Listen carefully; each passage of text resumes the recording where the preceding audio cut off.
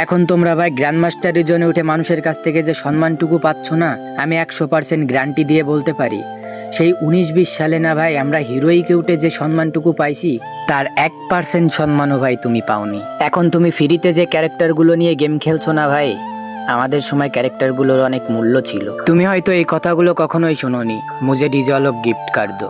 এখন ম্যাচে গিলে খেলা না পারলে তোমরা যে গালিগালাজ দাও না ভাই, আমাদের সময় এসব গালিগালাজ ছিল না। এখন তো ভাই ভালো গেম প্লে করলেও মানুষের কাছে ঝাড়ি শুনতে হয়, কিন্তু এমন একটা সময় ছিল যখন কেউ যদি ভালো গেম প্লে করতো তখন তাকে ভাড়া করে কাস্টম খেলার জন্য নিয়ে যাওয়া হতো। আর এখন ভালো খেললেও মানুষের কাছে গালি শুনতে হয়। দিনে দিনে না ভাই আমাদের গেমটা শুধু আমাদের কারণেই নষ্ট হচ্ছে। এখন যদি কেউ অনেক ভালো গেম প্লেও করে না ভাই, তাকে কেউ কোনো মূল্য দেয় না, মূল্য দেয় একটা মেয়েকে, ন্যাকামি ভিডিওকে। আর হ্যাঁ, একটা কথা, আমাদের দেশে গেম প্লে দিয়ে এখন কেউ সাপোর্ট পায় না কিসের জন্য জানো ভাই? কারণ আমাদের দেশে সবাই নিজেকে নিজে প্রো প্লেয়ার দাবি করে।